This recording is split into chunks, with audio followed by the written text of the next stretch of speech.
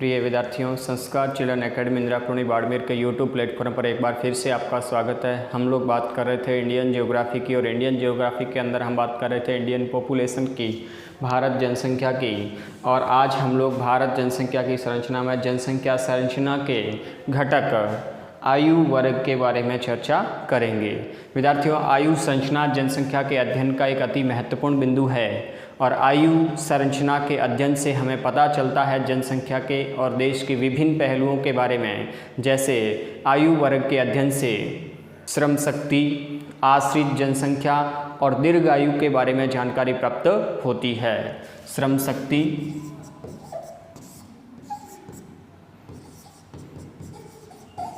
आश्रित जनसंख्या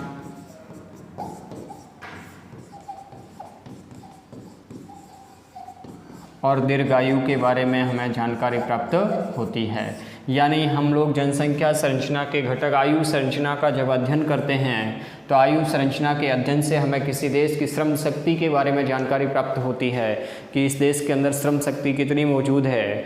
श्रम शक्ति के साथ साथ हमें आश्रित जनसंख्या के बारे में भी मालूम होता है कि इस देश के अंदर कितने लोग जो है वो आश्रित है, आत्मनिर्भर नहीं हैं, जो अपना भरण पोषण, पालन पोषण, अपनी चिकित्सा, स्वास्थ्य, शिक्षा का खर्चा खुद उठा नहीं सकते। ऐसे लोग कितने हैं जिनका देश के अंदर डेवलपमेंट में कोई योगदान नहीं है। और जनसंख्या के अंदर दीर्घ आयु के बारे में भी हमें जानकारी प्राप्त होती है कि वे दीर्घ उम्र तक, लंबी उम्र तक जीने वाले लोगों की जनसंख्या कितनी है। तो आयु संरचना जो है जनसंख्या संरचना का एक अति महत्वपूर्ण घटक है, और जिससे देश के बारे में, किसी भी राष्ट्र के बारे में अति महत्वपूर्ण जानकारी प्राप्त होती है। और वो जानकारी है कि श्रम शक्ति और आश्रित जनसंख्या और दीर्घायु, यानी जनसंख्या की आयु संरचना के अध्ययन से हमें श्रम शक्ति, आश्रित जनसंख्या और दीर्घायु के बारे में जानकारी प्राप्त होती है। विद्यार्थियों, भारत के अंदर पहली बार 2011 के अंदर, भारत में पहली बार 2011 में विशेषतः बाल जनसंख्या की गणना की गई। बाल जनसंख्या के अंदर 0 से 6 आयु वर्ग के लोगों को सम्मिलित, बच्चों को सम्मिलित किया जाता है। तो भारत के अंदर पहली बार 0 से 6 आयु वर्ग के बच्चों की जनसंख्या जो है विशेषतः 2011 की जनगणना के अंदर की गई। भारत के अंदर विशेषतः 2011 की जनगणना में 0 से 6 बाल जनसंख्या की जनगणना की गई। बाल जनसंख्या की जनगणना 2011 के अंदर जो 0 से 6 आयु वर्ग के अंदर आती है, इनकी गणना की गई। और भारत के अंदर 2011 की जनगणना के अनुसार बाल जनसंख्या कितनी है? 15,87,89,287 बालक मौजूद है। यानी भारत के अंदर 15,87,00,000 बालक मौजूद है। 15,87,00,000 बालकों की संख्या मौजूद है। भारत के अंदर 2011 की जनगणना में 0 से 6 आयु वर्ग के जो बाल है, उनकी संख्या कितनी है? 15,87,00,000। यानी हम देखते हैं जनसंख्या के अंदर बहुत बड़ा प्रतिशत है इनका, और भारत की कुल जनसंख्या का ये 13.12% है। भारत की कुल जनसंख्या का कितने प्रतिशत है? 13.12%। अब इतना बड़ा प्रतिशत जो है वो बाल जनसंख्या का है, तो इससे हम क्या अनुमान लगा सकते हैं? इतना बड़ा प्रतिशत बाल जनसंख्या का होना मतलब ये जनसंख्या वृद्धि का एक संकेत है। यानी जनसंख्या वृद्धि है जो बहुत तीव्र गति से होने वाली है और हो रही है। बाल जनसंख्या अधिक होने का मतलब जन्म दर बहुत ज़्यादा है, जो जनसंख्या वृद्धि का एक संकेत है। यानी इतना अधिक प्रतिशत बाल जनसंख्या का देश की जनसंख्या में होना, ये किसका सूचक है? जनसंख्या वृद्धि का सूचक है। जनसंख्या वृद्धि का सूचक है। तो बाल जनसंख्या का इतना अधिक प्रतिशत जनसंख्या वृद्धि को सूचित करता है। भारत के अंदर बाल जनसंख्या कितनी है? 15,87,89,287 बालक 2011 की जनगणना के अनुसार है, और देश की कुल जनसंख्या का ये 13.12% है। देश की कुल जनसंख्या का कितने प्रतिशत है? 13.12% है। 15,87,89,287 जो है वो बालक देश के अंदर मौजूद है। इनकी गणना 2011 के अंदर विशेषतः 0 से 6 आयु वर्ग की जनगणना है जो की गई, और यह हमें इतना बड़ा प्रतिशत सूचित करता है कि जनसंख्या में वृद्धि हो रही है। भारत के अंदर विभिन्न राज्यों की यदि हम बात करें तो भारत के विभिन्न राज्यों के अंदर बाल जनसंख्या सर्वाधिक कहाँ पर है? तो सर्वाधिक बालकों की जनसंख्या जो है वो यूपी उत्तर प्रदेश के अंदर है। भारत में सर्वाधिक बाल जनसंख्या कहाँ पर है? यूपी उत्तर प्रदेश के अंदर है सर्वाधिक बाल जनसंख्या। सर्वाधिक बाल जनसंख्या, सर्वाधिक बाल जनसंख्या कहाँ मिलती है? यूपी उत्तर प्रदेश के अंदर 2,97,00,000 बालक जो है यूपी के अंदर मौजूद है। 2,97,00,000 यानी जनसंख्या वृद्धि का बहुत बड़ा सूचक है ये जनसंख्या कुल जनसंख्या के अंदर बालकों की कुल संख्या है। लेकिन राज्यों के अनुपात में यदि देखा जाए कि भी किस राज्य के अंदर बाल जनसंख्या का प्रतिशत सबसे अधिक है, ये प्रतिशत नहीं है, ये कुल जनसंख्या है। यहाँ यूपी के अंदर बाल जनसंख्या का प्रतिशत विभिन्न राज्यों में सर्वाधिक नहीं है। तो बाल जनसंख्या का सर्वाधिक प्रतिशत मेघालय के अंदर है, और मेघालय की जनसंख्या के अंदर 0 से 6 आयु वर्ग के बालक कितने प्रतिशत है? 18.75% मौजूद है। तो मेघालय के अंदर प्रतिशत सर्वाधिक है 18.75%। और कुल बाल जनसंख्या सर्वाधिक कहाँ पे है? यूपी के अंदर है 2,97,00,000, और सर्वाधिक इसका प्रतिशत कहाँ मिलता है? मेघालय के अंदर 18.75% बाल जनसंख्या हमें कहाँ मिलती है? मेघालय के अंदर मिलती है। और न्यूनतम बाल जनसंख्या के प्रतिशत की बात करें तो तमिलनाडु के अंदर, और तमिलनाडु की जनसंख्या में मात्र 9.56% बालक मौजूद है। तो भारत के अंदर किस राज्य में सर्वाधिक बाल जनसंख्या मिलती है? यूपी के अंदर। कितने हैं? 2,97,00,000। अगला प्रश्न ध्यान से सुनना। भारत में सर्वाधिक प्रतिशत बाल जनसंख्या का किस राज्य में है? तो बात आएगी मेघालय की। और भारत में सर्वाधिक बाल जनसंख्या किस राज्य में है? तो बात आएगी यूपी की। तो सर्वाधिक प्रतिशत कहाँ पे है? मेघालय के अंदर कितना है? 18.97%। और तमिलनाडु के अंदर कितना है? 9.56% तमिलनाडु के अंदर जो न्यूनतम बाल जनसंख्या का प्रतिशत हमें देखने को मिलता है। तो बाल जनसंख्या और आयु संरचना जिससे हमें श्रम शक्ति, आश्रित जनसंख्या और दीर्घायु के बारे में जानकारी प्राप्त होती है। और भारत की जनसंख्या के अंदर बाल जनसंख्या का इतना अधिक प्रतिशत और इतनी अधिक संख्या जनसंख्या वृद्धि की ओर एक संकेत करती है। अब हम लोग बात करेंगे आयु संरचना के आधार पर भारत की जनसंख्या को कितने भागों के अंदर बांटा जा सकता है। तो आयु संरचना के आधार पर आयु वर्गों के अंदर भारत की जनसंख्या को हम लोग 3 आयु वर्गों में बांटते हैं। 3 आयु वर्ग कौन कौन से हैं? बाल आयु वर्ग, दूसरा वयस्क आयु वर्ग, और तीसरा वो है वृद्ध आयु वर्ग। तो सबसे पहले बाल आयु वर्ग की बात करते हैं हम लोग। बाल आयु वर्ग के अंदर जनसंख्या 0 से 14 वर्ष के लोग,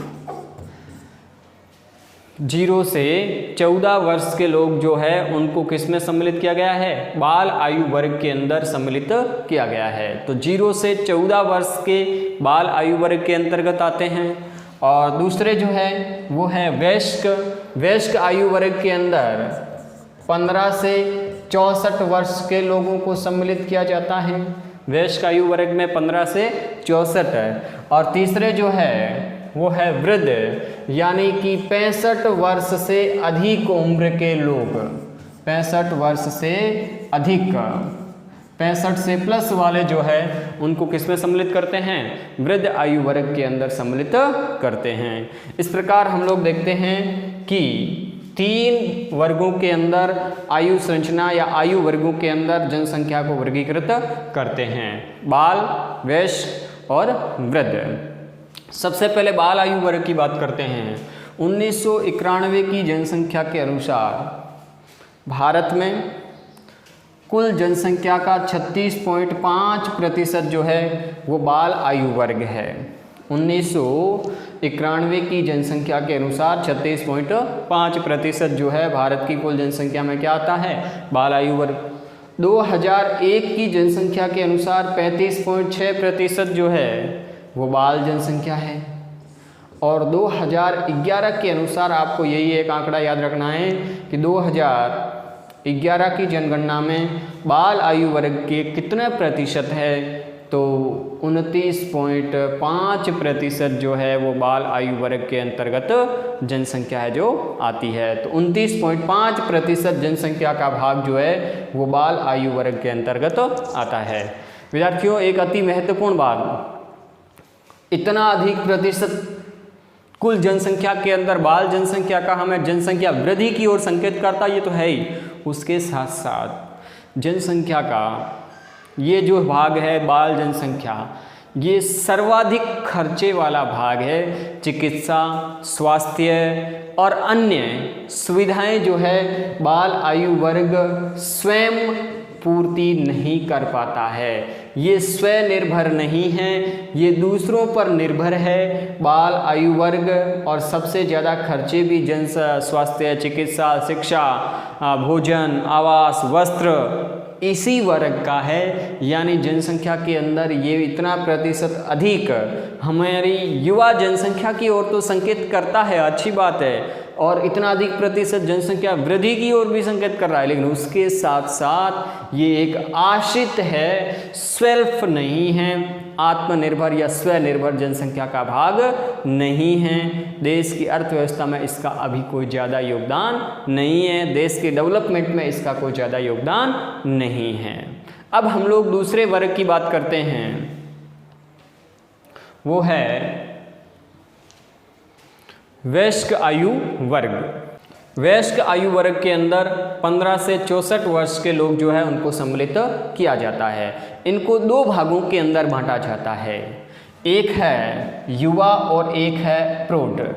इन्हें कितने भागों में बांटते हैं? दो भागों के अंदर, एक युवा और एक प्रौढ़। युवा वर्ग और दूसरा जो है वो है प्रौढ़ वर्ग। युवा वर्ग और प्रौढ़ वर्ग, यानी वयस्क आयु वर्ग के अंदर 15 से 64 वर्ष के लोग आते हैं और इनको दो भागों के अंदर बांट सकते हैं, एक युवा वर्ग और दूसरा जो है वो है प्रौढ़ वर्ग। युवा वर्ग जो है वो 15 से 64 वर्ष की उम्र के लोग जो है इसमें आते हैं। 34 वर्ष के लोग जो है वो युवा वर्ग के अंतर्गत आते हैं और 35 से 60 या 65 वर्ष तक की उम्र के लोग जो है वो प्रौढ़ वर्ग के अंतर्गत आते हैं। इनका 2001 के अंदर देश की जनसंख्या में 58.1% था और 2011 के अंदर 62.5% है, यानी इनका जनसंख्या के अंदर प्रतिशत बढ़ा है। ये हमारे लिए एक बहुत अच्छा संकेत है। क्यों अच्छा संकेत है? किसी भी देश के अंदर कार्यशील जनसंख्या जो है वो वयस्क आयु वर्ग होता है। कार्यशील जनसंख्या कौन सा आयु वर्ग होता है? वयस्क आयु वर्ग होता है। और किसी भी देश के अंदर वयस्कों की अधिक संख्या है, कार्यशील जनसंख्या का अधिक प्रतिशत है, यानी इस जनसंख्या का देश के डेवलपमेंट में, विकास के अंदर अति महत्वपूर्ण योगदान है। ये जनसंख्या किसी पे आश्रित नहीं है और किसी भी देश के विकास के अंदर सबसे महत्वपूर्ण योगदान जो है वो है वयस्क आयु वर्ग का। ये कार्यशील जनसंख्या है जो निराश्रित है, किसी पर आश्रित नहीं है और देश के विकास में इसी जनसंख्या का योगदान सबसे अधिक है। तीसरा जो भाग है वो है आयु वर्ग का, वो है वृद्ध आयु वर्ग। वृद्ध आयु वर्ग जिसके अंदर 65 वर्ष से अधिक, 65 से प्लस उम्र के लोगों को सम्मिलित किया जाता है। 2001 के अंदर इनका प्रतिशत 6.3 था और 2011 के अंदर इनका प्रतिशत 8.4 है। थोड़ा ग्राफ बड़ा है। वृद्धों की यदि बात की जाए तो वृद्ध क्या कार्यशील जनसंख्या का हिस्सा है? नहीं। वृद्ध एक तरह की आश्रित जनसंख्या है। कैसी जनसंख्या है? आश्रित जनसंख्या है। और इसका चिकित्सा का खर्चा सबसे अधिक आता है। वृद्धों को बीमारियां अधिक तरह की लग जाती है तो चिकित्सा का खर्चा भी अधिक आता है। तो वृद्ध जनसंख्या के अंदर हम ये अनुमान लगा सकते हैं कि देश की डेवलपमेंट में इसका आज कोई योगदान नहीं है। ये आश्रित जनसंख्या है। अपने भोजन और अन्य खर्चों के लिए वयस्कों पर वृद्ध आश्रित होते हैं। देश के विकास और डेवलपमेंट में इनका योगदान नहीं है। तो बाल आयु वर्ग और वृद्ध आयु वर्ग का देश के डेवलपमेंट में कोई योगदान नहीं है। वो पूरी तरह से बाल और वृद्ध वयस्कों पे आधारित होते हैं और वयस्क जनसंख्या का योगदान देश के डेवलपमेंट में विकास के अंदर सबसे अधिक है। और किसी भी देश की यदि वयस्क जनसंख्या का प्रतिशत कुल जनसंख्या में अधिक है तो ये हमारे लिए एक बहुत अच्छा संकेत है।